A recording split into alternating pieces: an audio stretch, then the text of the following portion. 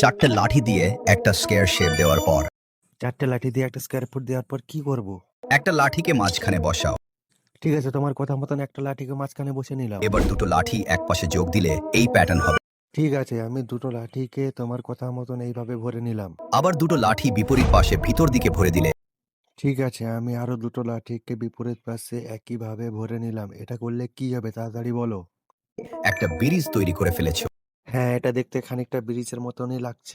ব্রিজের মাথায় ভারী কোনো বস্তু চাপালে ঠিক আছে, ব্রিজের মাথায় আমি একটা ভারী বস্তু চাপিয়ে দিই। সমস্ত কাঠিগুলো লক হয়ে যাবে, যার ফলে ব্রিজটা আরো মজবুত হলো। ব্রিজটা তো সত্যিকারেরই মজবুত হয়েছে।